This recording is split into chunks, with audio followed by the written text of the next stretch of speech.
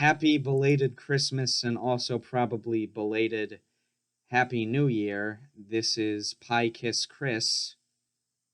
And I'm Bastard Swordsman. Actually, yes, this is Scenes from a Podcast, and it will be the first episode of 2024 because Yeah, we're recording this on New Year's Eve, and of course, it will most likely be uploaded during the new year. yeah, baby. Whoa, New Year's Day. You got any resolutions? I don't. Um, to be locked in. I can respect that. Just the normal ones like uh, ex- exercise 5 days a week, work on videos for at least an hour every day, unless I work a double at work. Um, get my drinking down. You know, uh, those are like just the very broad ones. For me, it's probably just go to the gym more and eat more healthy. Uh, trying to not be such a fat ass anymore. Yeah, well, don't be like one of those January babies who just go to the gym for January and then quit in February. You I gotta have stay on had that grind. I have had a gym membership for a while now, and I have been making I mean, you gotta strides. make use of it, otherwise it's just wasted money. Yeah. I used to be with the Y, but then they canceled it on me for whatever reason. And Were you not going? I was going. I think I took, Maybe the payment method just was messed up, yeah, wasn't working.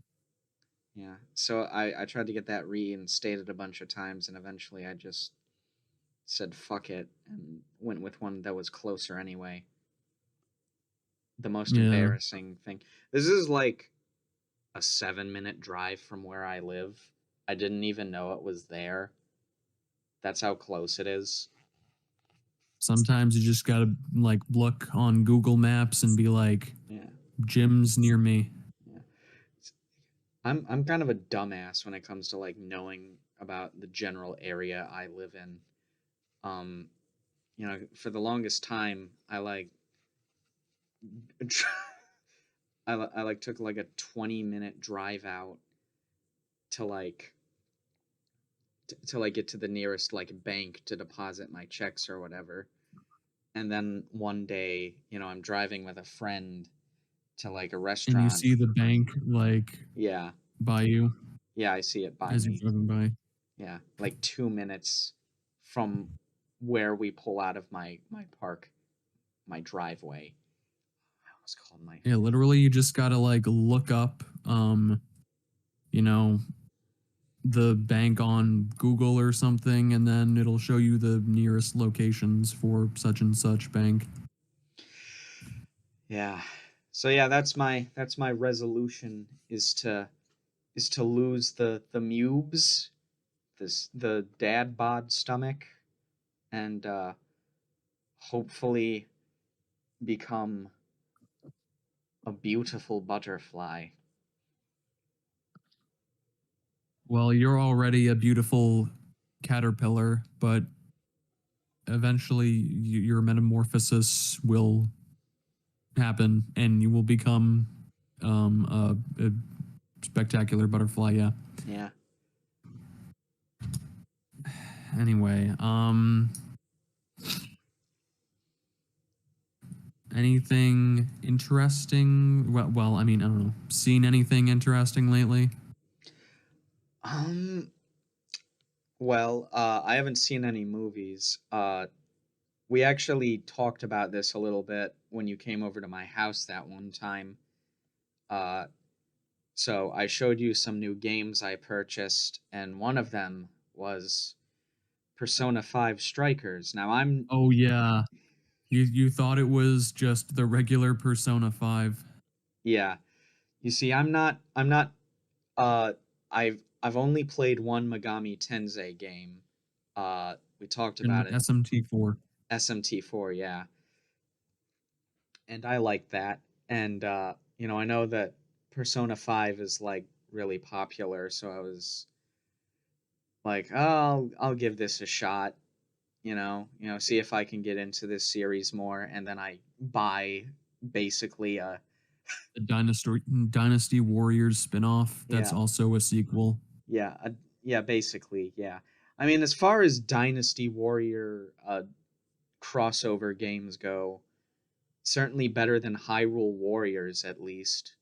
They're Yeah, like there are more like mechanics in the combat than your typical like Dynasty Warriors game, but definitely like not very, complex. It's yeah, no DMC. yeah. It's still a button masher at the end of the game, at the end of the day, but like it's somewhat elevated by the fact that it has like an actual like a hub world basically, which is Yeah. something most Warriors games don't tend to have, you know. Anyway, yeah, I think we're gradually learning that bro needs to learn how to use Google. Yeah. I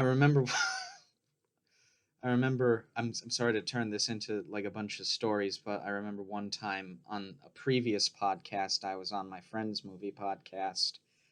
I was showing them an image on like Bing, and they were like, "Why the fuck is Bing your default browser? Switch to fucking Google." I mean, I kind of don't like using Bing. I mean, here's the thing: Bing sucks, but I But just didn't want to support Google. that's fair. Yeah. But I switched to most Firefox at the very least. my friends use like DuckDuckGo. We gonna get a sponsorship in here? Um, no, we are not sponsored by DuckDuckGo. Just so, you know. Yeah. DuckDuckGo, not sponsored, but we'd love to be sponsored. I'm just kidding. I don't know a thing about their search engine. Um, yeah. I've seen a few movies lately. A couple of them even in theaters. So I saw the new Godzilla movie, Godzilla Minus One, Oh, I also saw which that. yeah, that was pretty good. Yeah. Honestly, one of the better Godzilla movies. Um, actually, since you saw it, you want to give your thoughts on it? Um, I will.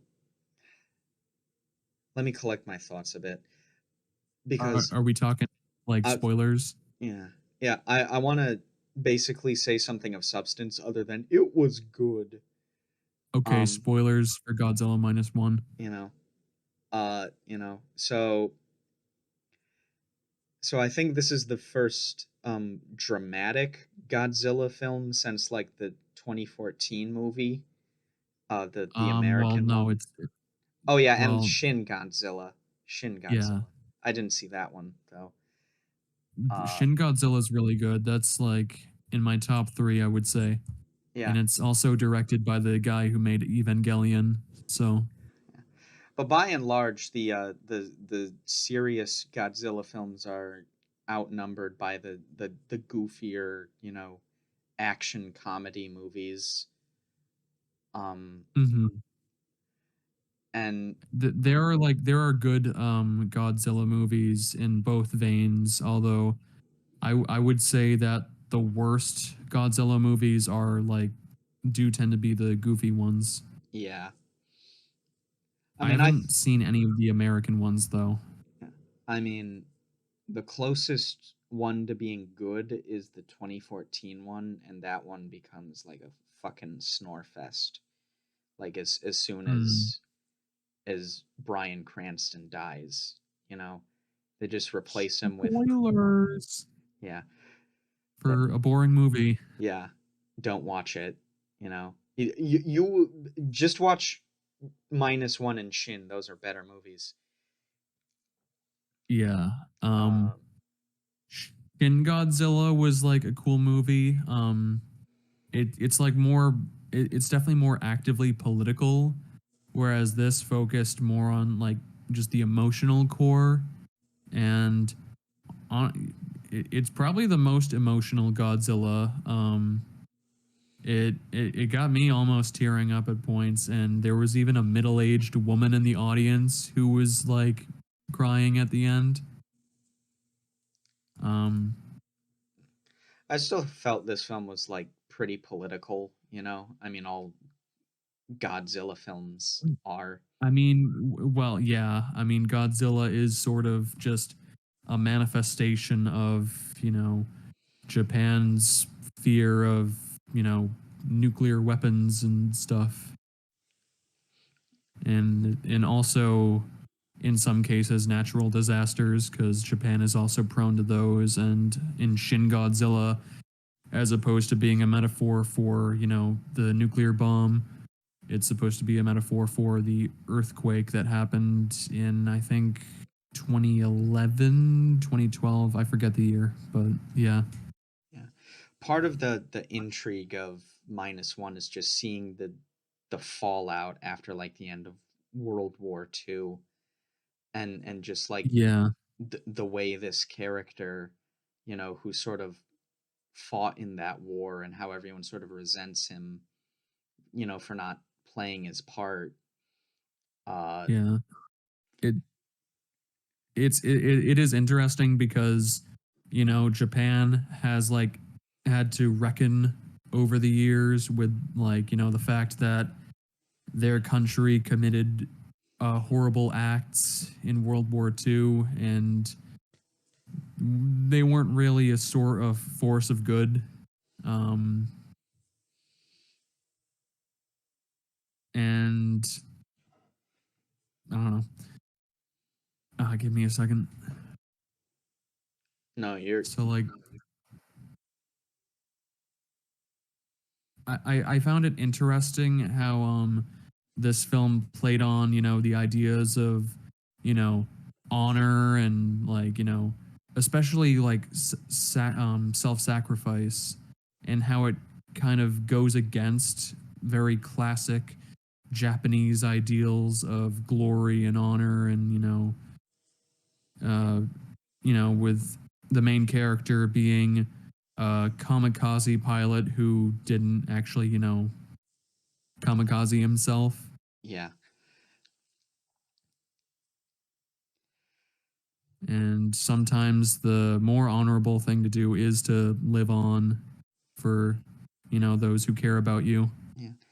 There's I a think that I think that's an underrated message that you don't see a lot in media. Like even in like Western media, like you see a lot of noble sacrifices, like a character sacrifices themselves to save another, or like just the human race overall, and it's seen as a very very noble and good thing. But um this film is like anti self-sacrifice. yeah, there is something to be said about the way that it's very critical of the idea of kamikaze pilots as basically throwing yourself away as cannon fodder for a system that, And also they're committing suicide to not do anything because they were already losing the war. yeah, basically like kill yourself in service of a system of a government that does not value your life at all. And it sort of flips it on its head, and it's all about like, well, maybe these people do deserve to live. And Yeah. you know you know that was, um Go ahead. yeah, that was just very, yeah, I don't know, like after the Americanized movies, just refreshing to see something that was it didn't pay lip service to the idea of being about something deeper, but not having any interesting characters. It actually like had characters with interesting backgrounds to like facilitate, meaningful story content Hmm. as opposed to Yeah, just, this is like one of the better blockbusters from recent years, even though it's not like an American blockbuster. yeah.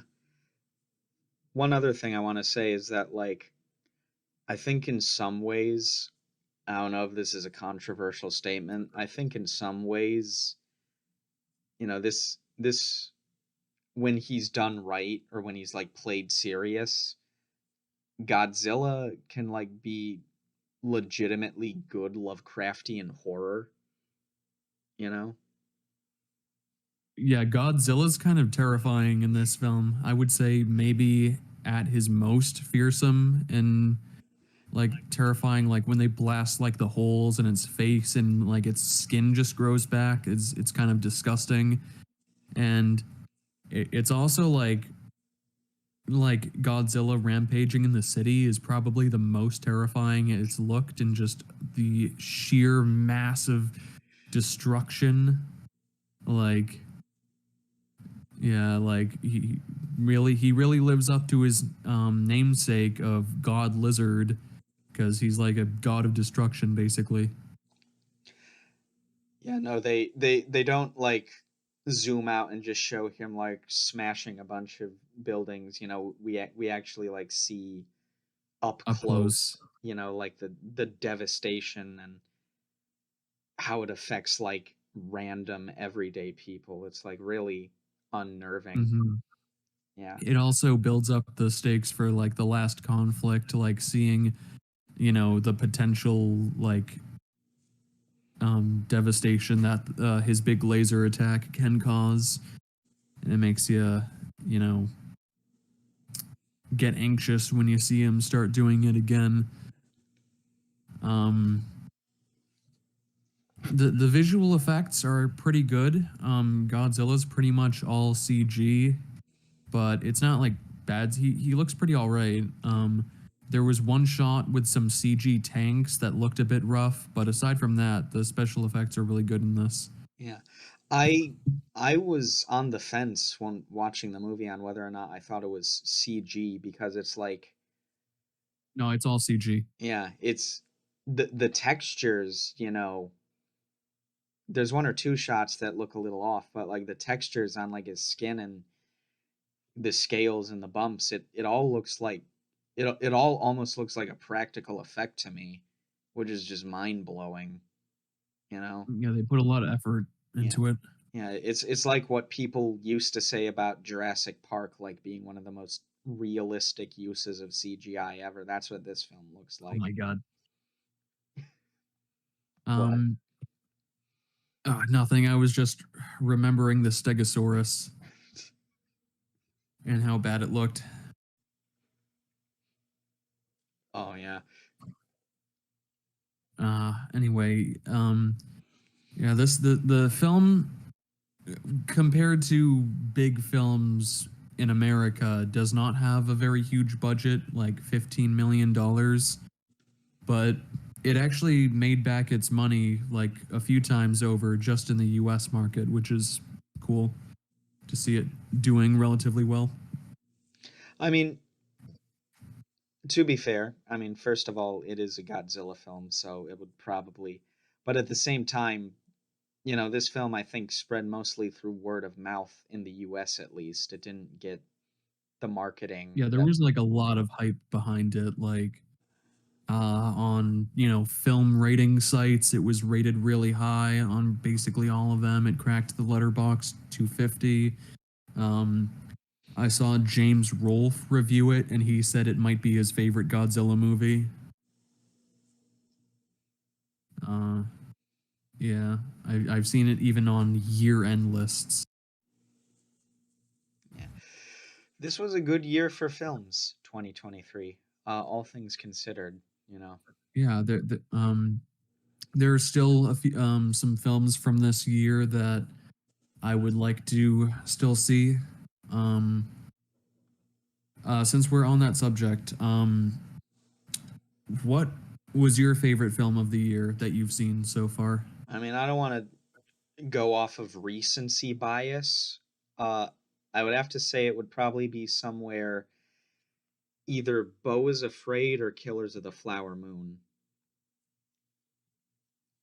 Uh, yeah, Killers of the Flower Moon is probably my number two. It's just I don't know, such a great achievement. Yeah. But my favorite film that I've seen from this year is a French film called Anatomy of a Fall, and it's a legal drama, basically following uh, this woman who gets accused of murdering her husband, and it kind of just follows that, and the trial really takes up the bulk of the film, and uh, the lead performance of the main character is pretty fantastic and really nuanced and layered, and most of the characters just feel like real people, and the main character especially. And it gets into like very deep subject matter, like involving like relationships and um just various stuff, and like the nature of you know I don't know, basically just how we view like people on trial, and I don't know. Anyway, that was a great film, and I would recommend that. Well, we maybe will talk about that film in some other episode on scenes of a podcast.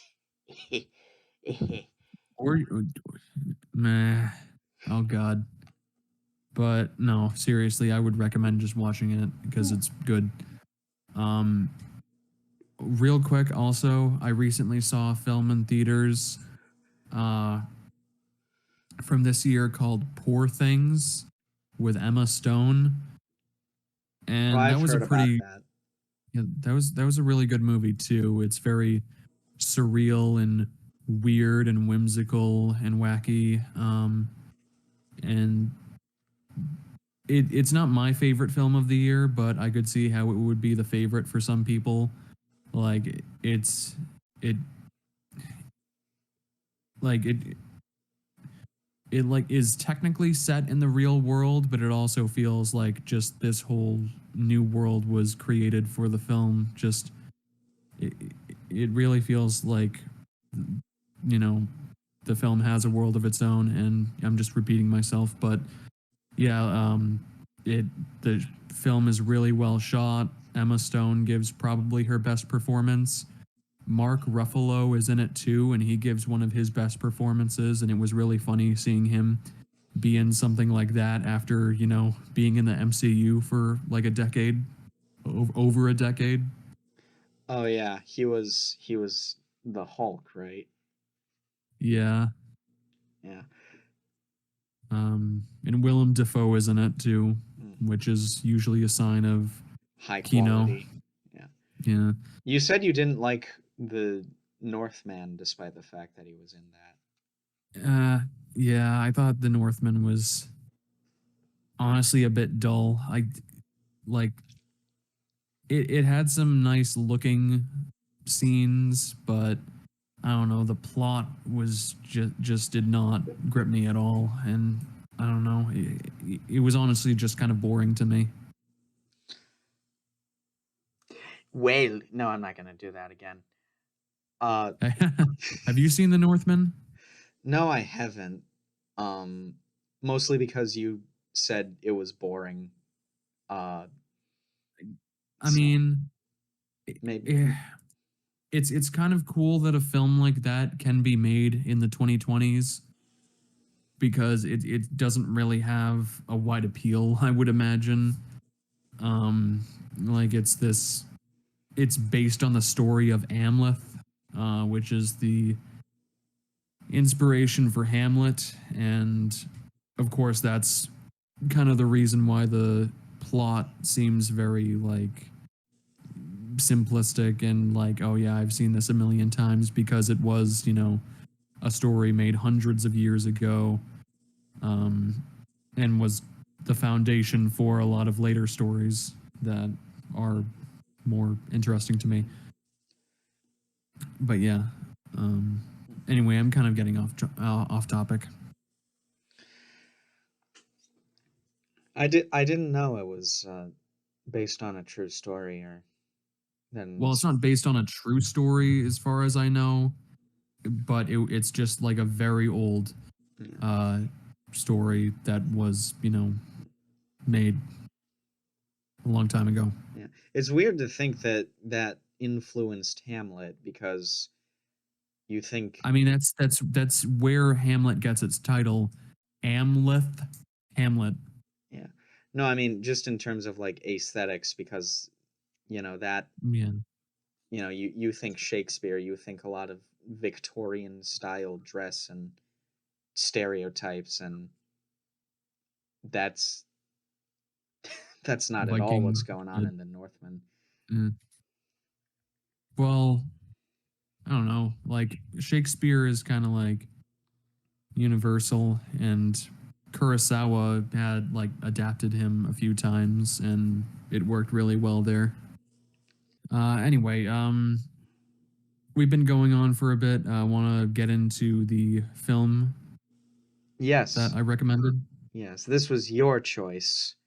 So. Yeah, I subjected you to this. So my pick was the cult classic 2001 film Freddy Got Fingered, directed by Tom Green. It's a comedy film about an unemployed cartoonist played by Tom Green called Gord Brody. And basically it follows his misadventures, and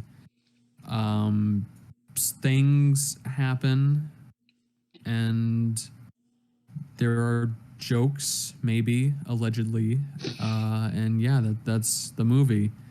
What did you think of Freddy Got Fingered? This film is a lot better than people made it out to be. I'm going to be honest. I'm thinking a lot of the hate just came about because this came at a time before like shock humor and sort of like absurdist comedy were not as in vogue as they are now. This was Yeah. late Well, Tom 90s. Green's.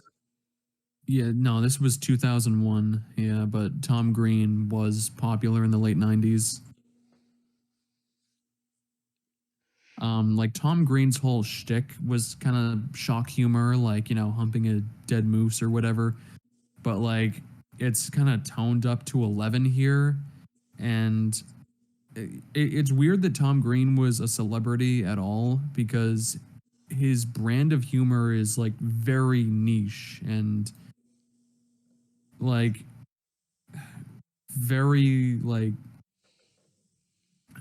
off-putting for a general audience. Like, it's very irreverent. He doesn't really care about offending any audience members. He's not like the woke mob, but and also like anti-humor is a big part of his shtick. Like, sometimes the humor comes from how unfunny something is.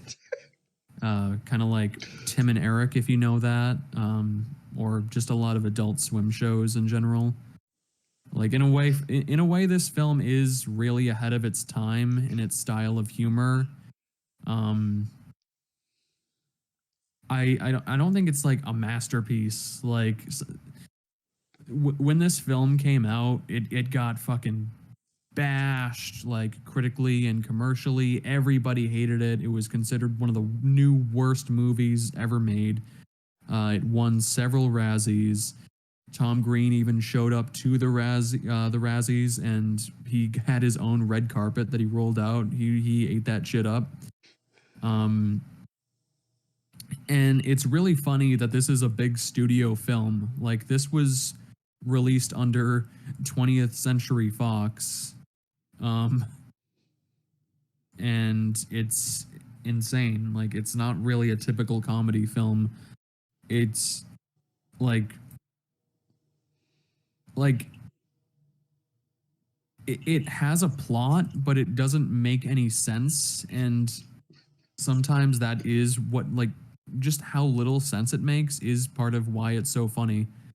Like, it's really absurd. So Tom Green's character is from Portland, Oregon, and he drives all the way to Los Angeles, California to work at a cheese shop where his job is to put cheese on sandwiches, like slices of cheese on sandwiches on a conveyor belt. And that's it. He drives like all the way from Oregon to California to do that. And like and then he just goes back home. And like, why can't he just do that in Oregon? Like, and There are like no the setup. cheese factories in Oregon. Yeah, there's no cheese at all in Oregon. Actually, like there's a massive cheese shortage in Oregon. They don't. That's why they drink soy milk and all that. Yeah. It's not one of their exports. No. And like the opening of the film, like, first off, it's like a sort of parody of, a lot of late 90s teen films, like with, him riding on the skateboard, and he's a radical dude. He's riding his skateboard through the mall. You can't do that. And security chases him and then just gives up. And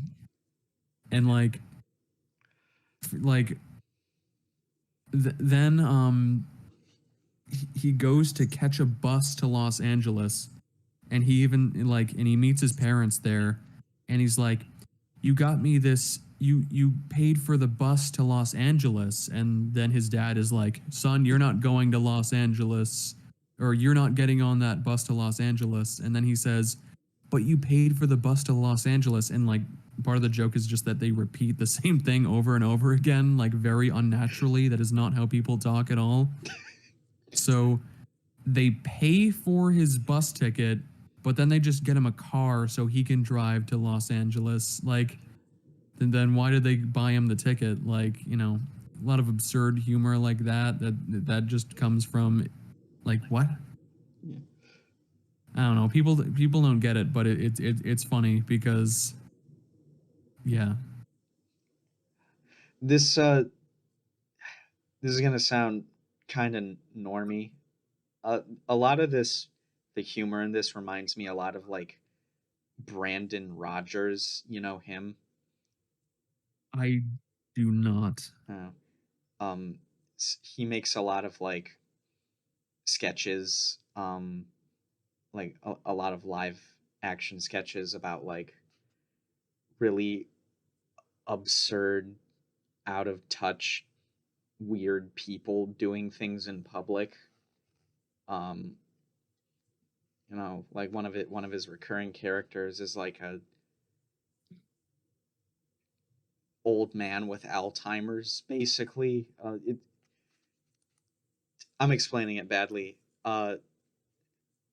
Basically, the gist of my point is that this feels like an extended like shit post. This is very It's internet. basically a shit post. Yeah, internet adjacent humor. Well before like any of that hit the mainstream. This film basically exists as a big middle finger to all of the trite, unimaginative shit that like the 90s and early 2000s was churning out. It kind of is, but like also it's just Tom Green like pissing away his career, and like he is knowingly doing that just for the bit. Yeah. No, it's like it's like it's like the first few minutes is like basically everything you described, you know, a lot of, you know, absurdist jokes based on like making fun of cliches and like awkward stilted dialogue and weird plot points, and then suddenly there's just like a bit with like no plot relevance where like they stop the montage of him driving across the map. And then he sees a horse with an erection, and then he just jerks it off. Yeah, basically. And Yeah. and then it's never mentioned again. He just like literally just the scene comes and goes, much like the horse. Yeah. You know, it's great. And it's like imagine like not knowing anything about Tom Green, like your friend drags you to see that, and you're already like, what the fuck is this movie? Like, he's going to a cheese factory and then like from Oregon to Los Angeles. What is this? And then the fucking horse jerking off scene happens, and like I can just see the people walking out of the theater right now. Oh my god. Yeah, no, it's we talked about this, right? Like Roger Ebert hated this film. Like that's one of the most Yeah. famous things about it. Well, one of the most famous quotes of this film, I believe, is, "There may be a day where Freddy Got Fingered is seen as a surrealist masterpiece, but it will never be seen as funny." And I disagree with that, because I think it is kind of funny, in a weird way. It's hard to describe why some moments are just so funny to me, but I don't know, like It's like, here's the thing. Being transgressive in and of itself isn't automatically funny. Like yeah, like just being offensive for the sake of offensive, that can get more annoying and grating, you know.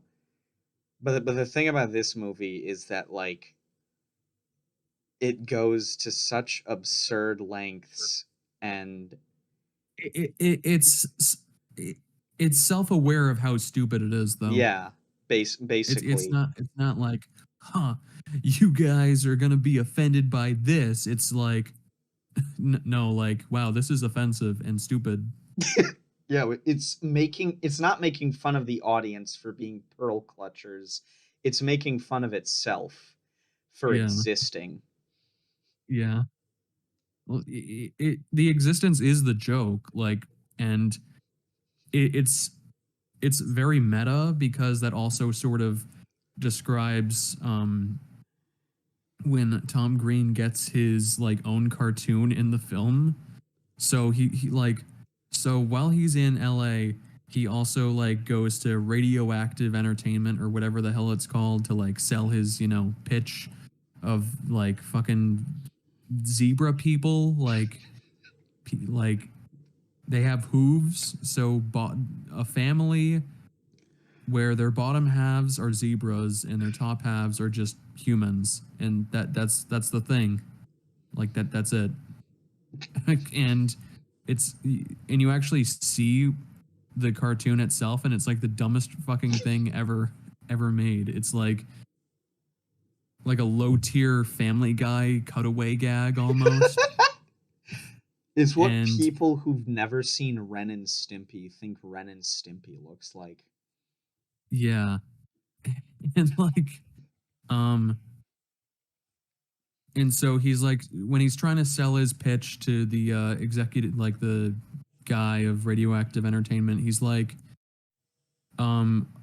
where's the joke? Like, this is like, your ideas suck. Like, it's not really that funny, and it's like kind of talking about the film itself.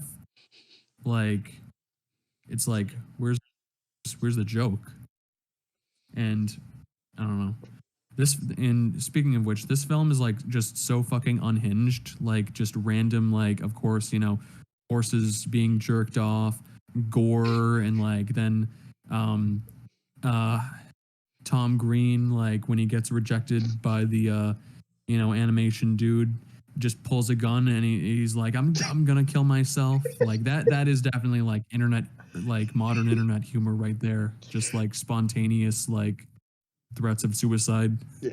No, but what what I love about that is that like at first like the guy seems like, oh no, you don't kill yourself, and then he like gives him a bunch of like He's genuine not even like he's not even worried about the fact that this unhinged man has a gun. He's just like very, whoa, put the gun down, man. Yeah, no, but it's like he gives him a bunch of advice that's like genuine, and then he like caps it off with, and if none of that works, then you kill yourself. Then you can kill yourself. It's just Like it's funny because like there's no real internal logic to the film, and like sometimes something will happen and it will just happen, but then like in the next scene after that, there's the scene where he finds the dead deer and it flashes back to the radioactive entertainment guy saying you need to get inside the animals, and it like treats that like a callback just to a scene that just happened, and like even though and it ends up having no other plot relevance. it wasn't even other like than half getting- a minute ago. Yeah, and like it doesn't like affect anything later in the film. It's just, oh, Tom Green cuts open an animal, wears its dead carcass, and then gets hit by a fucking truck.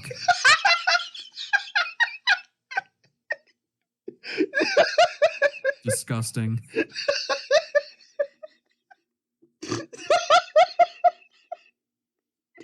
Like the joke in that is obviously just, how how fucked up it is that it like loops back around to being funny. Definitely like the most offensive I think the film gets is the scene with the woman who's giving birth. Oh, And like so like yeah, the Tom Green's brother is in the hospital because he like tries to skate on this little ramp, and then like he falls and his fucking bone pierces through his leg, and for some reason he's in the same like he's in the hospital but he's in the same room as someone giving birth, which like makes no sense. She would be in a dedicated maternity ward. And like then Tom Green just is like there and he like swings the fucking like newborn around and like spreading like with the umbilical cord and like a gets fucking blood lasso. everywhere, and it's like, wow, that baby's fucking dead. And like that would have been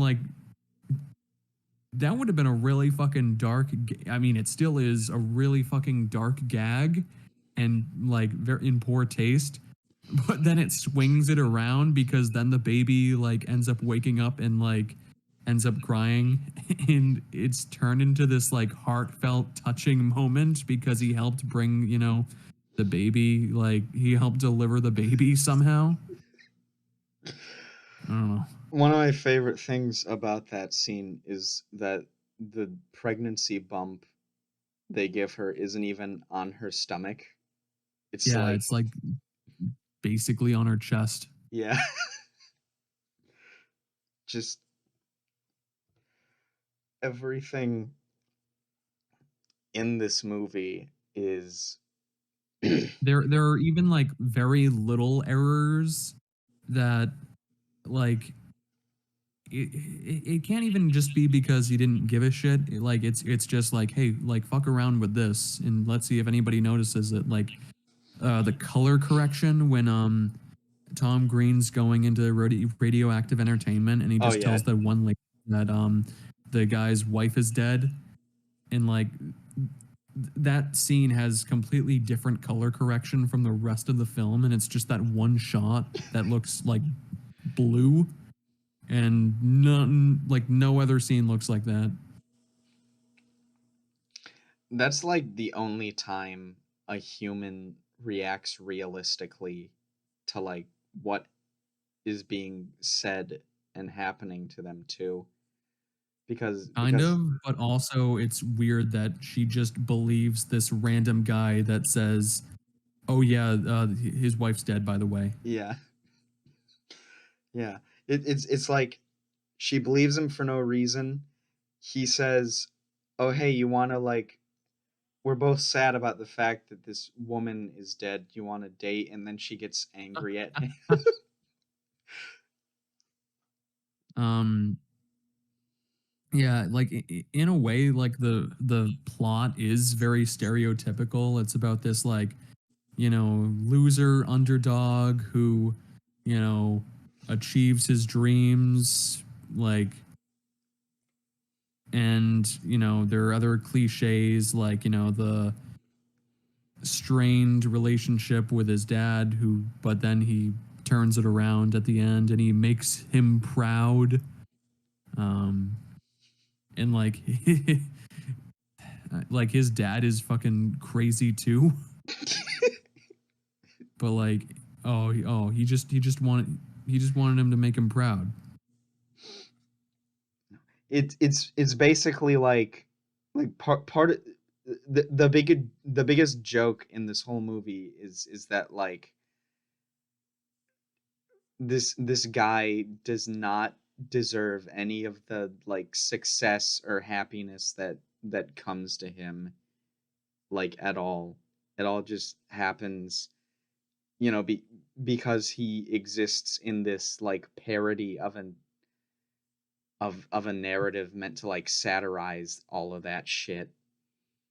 Yeah, and like the love interest too is definitely a parody of the typical movie love interest, but like I am kind of wondering exactly what they're parodying. Like the girl in the wheelchair, who just wants to perform oral sex on Tom Green, and like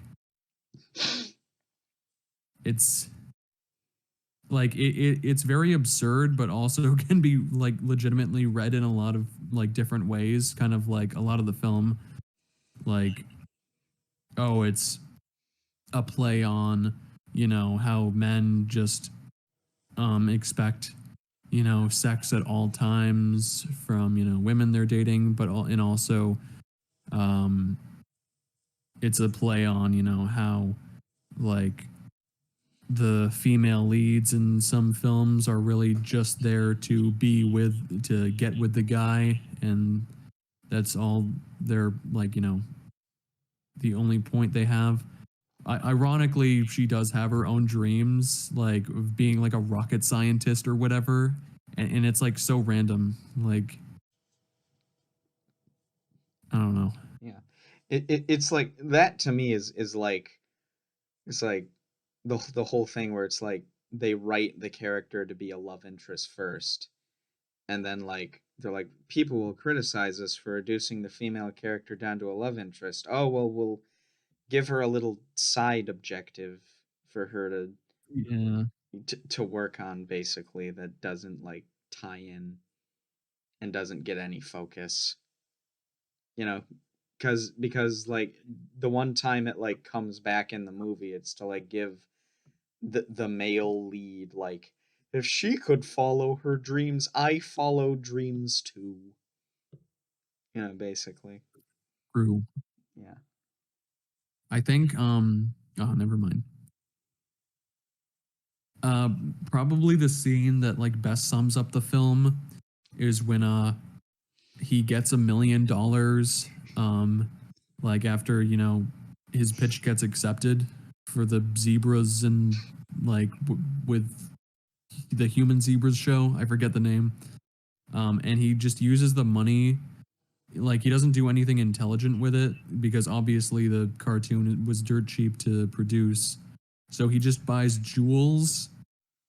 Like he just buys jewels, and then he uses the rest of the money to move his entire like dad's house to Pakistan just because of one throwaway line like that the dad makes, like, oh, if you were in Pakistan you'd be selling fruit or like for a nickel or whatever, like just joke, like offhand like comments will just come back like in ways that are completely absurd like that. You know what? But anyway, what? That actually reminds me of like Batman v Superman, where like the secretary is like talking to Lex Luthor or whatever, and she's like, "You you can call it a bottle of piss or whatever," and that gets a call back later in the movie where he blows up Congress with a bottle of piss. Just like how Batman v Superman blew up the box office. Yeah. Yeah, but anyway, the point I was trying to make, like, so he gets this money and he uses it in like really idiotic ways, and it's kind of like what Tom Green did with the money he was offered by Fox.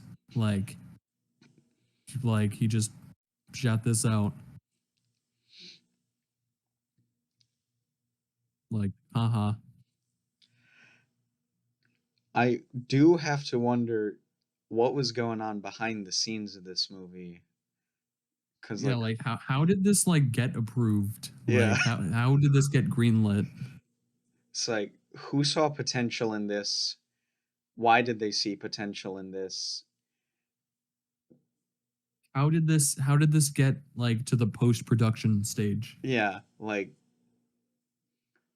I refuse to believe there was one executive who was even remotely interested in enough, on an artistic level, if you could even call it that. They were probably like, well, Tom Green does have his popular show, so I mean, he looks weird, but hey, the kids are probably into this shit these days, so whatever. Yeah. And then it went on to win a bunch of Razzies.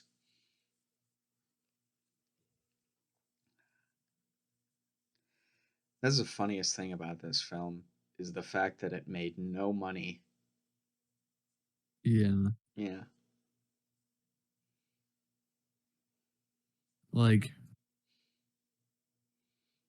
I don't know, like I'm kind of not sad about this being Tom Green's only movie, because like I don't know, like I feel like this just perfectly captures like just the essence of Tom Green, and you can't really get any better than that. Yeah. I mean, it's like, here's the thing. I've never seen his show. I feel like everything that's funny about this film, it's only funny for like the approximate runtime of this film. It's like an hour and a half.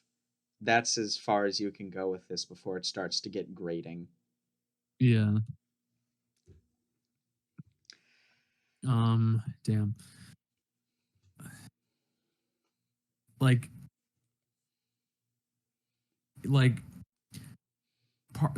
the film itself is definitely very interesting and off the wall, but the film's just existence is interesting too, and as well as its reception. Like the film is like just very interesting just to discuss, like how was this made, like, and also just it was kind of both instantly dated and ahead of its time. And I mean, a lot of the big things have already been discussed by other people, like Red Letter Media did a video on it, and they're both like, yeah, this film is kind of cool. But I don't think it's like a surrealist masterpiece. Like, I'm not like, oh yeah, that like everything about this film like works and was definitely, a stroke of artistic genius. If I had to say some criticisms, sometimes like some of the jokes where it's just, Tom Green being loud can be a bit grating, and sometimes like some of the jokes are just, oh, they say the same thing over and over again, and sometimes that can be kind of funny, like if it's like the, dad being proud because it's intentionally being really hammy and making fun of how unsubtle uh films tend to be with the subtext, and they just make it completely overt in this film. But like, I don't know, other times like I don't know, him saying, "Oh, this is a fancy restaurant" over and over, like not really as funny. And a couple other cases, but overall, I do think the film is pretty funny. Like, I don't think it's a masterpiece, and I don't think it's a piece of shit. It's just a kind of funny, weird movie. I mean, It is one of a kind. I mean, even the stuff about like Tom Green yelling not being funny, I feel is sort of like a meta joke Yeah, on like yeah, on like Jim Carrey-esque performances and that style of humor that was very popular in the 90s, because it's like, oh, it's energetic, and that'll distract people from the fact that what's being said and done isn't really clever, that or funny.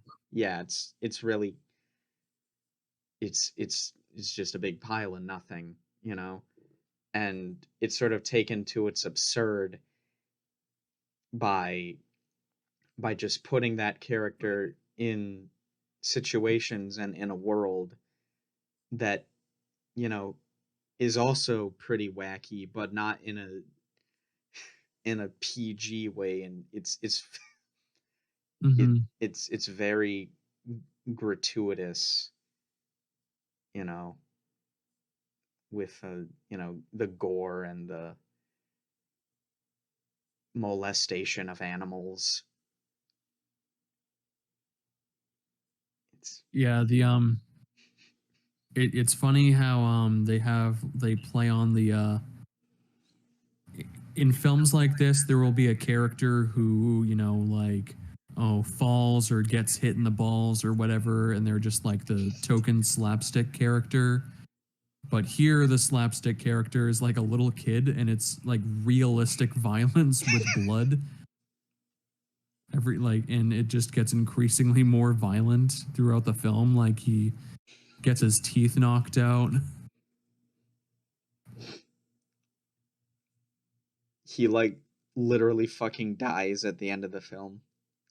Yeah, like he fucking walks into a propeller blade and explodes into gore, and like an interesting thing is that, so he says, I'm okay, like obviously he's not, but Yeah. like Tom Green was originally just going to end it with that happening, but they made him like have the character say that, because otherwise they would have given him an NC-17 rating for just like killing off the kid like that. But it's still like horrific. Like, you still saw a child die. Like, adding in that line doesn't really change anything. Yeah. It's like he's It's alive. not like he's not actually alive. Yeah. It's like at most he's alive for a few more minutes. That I kind of would have liked to see the film without that line oh my god. to see people's reaction. Like, that's how he just ended the film. Yeah, that honestly the film's a little weaker just because it has that little cop out at the end there. So Yeah. it didn't commit to the bit like the rest of the Yeah. movie did. It's Yeah, especially I feel like if the film got NC-17, then he couldn't have played it like nationwide. I wonder what And Pakistan thought of this movie. it's probably banned.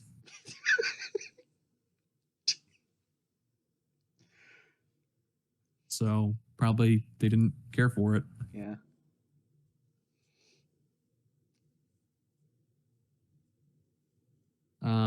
Well, I don't know about Pakistan, but honestly, I kind of like it. Yeah. I'm sorry. I'm giggly today. Um, I'm gonna try and say something productive. Uh, this film really fucking funny to me. You know, I just my particular sense of humor is just like irreverent shit that makes fun of itself. You know, uh, so yeah, thought it was just long enough to keep from being legitimately annoying, and even the parts that were annoying were like in service to like self-deprecation. You know, Uh-huh. yeah, the whole film is basically like making fun of itself for being stupid, as well as like using its own stupidity to point out how shallow a lot of the cliches it's using are. You know,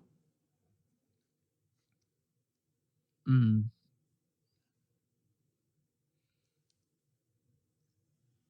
uh, do you have any final Yeah. thoughts? Uh, no, not really. I think I said pretty much all I have to say about the film. Yeah. That wouldn't just be repeating myself. Yeah. So at the end of the day, we liked this. I'm sorry, Roger Ebert, but wasn't the first time you were wrong. Uh, Oh yeah, he has some very out there takes. yeah. I remember he once said that like Phantom Menace was a good movie. He said that Home Alone 3 was the best of the trilogy and he gave it like a thumbs up. He also like really hated Starship Troopers for some reason. And apparently he like misinterpreted that film. Yeah.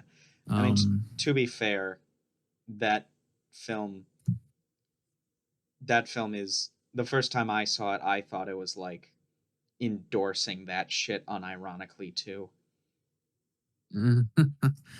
um, he also has this like really terrible review of this film that I really like called Taste of Cherry. Um, which is like this really like interesting, exploration of, life and stuff.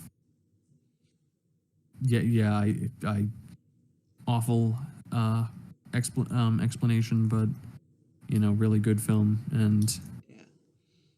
he failed to see any of the depth in it. The point is, don't get all of your film opinions from, you know, industry elites. Get them from us instead. Exactly. Yeah. Although no disrespect to Ebert, he was a good writer. Yeah. Probably a lot smarter than either of us combined. So, He could definitely like formulate his thoughts much more coherently than either of us can. yeah. He was a better speaker for sure. Yeah.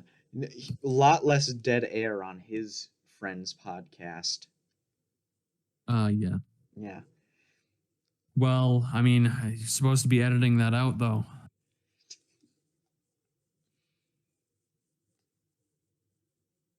I'm going to leave that in. Okay. That little strip there. It's Neo something. Anyways, Neo minimalist editing. yeah, neo minimalist editing. I'm doing what Mary Jane does in Insomniac's Spider-Man 2. Mm. Yeah. Anyways, I have next film's pick. Oh. So hold on, give me a second here. It is a science fiction horror film. It's called Splice. I haven't seen it before. I have been recommended this film, and I looked at it, and I think it would be interesting to go over. Splice from 2009 Yes. with Adrian Brody. Yes. Okay, I've heard of this film. Well, okay. That'll probably be interesting. Splice from 2009, directed by Vincenzo Natali. Vincenzo Natali. If you don't want to be spoiled, watch that before next episode. And remember, you have to get inside your characters, your animals. So if you And if you see roadkill on the road, you know what to do. yep, you also got to get inside that new year. Happy New Year, 2024. Yeah. You know, be seeing ya. Peace.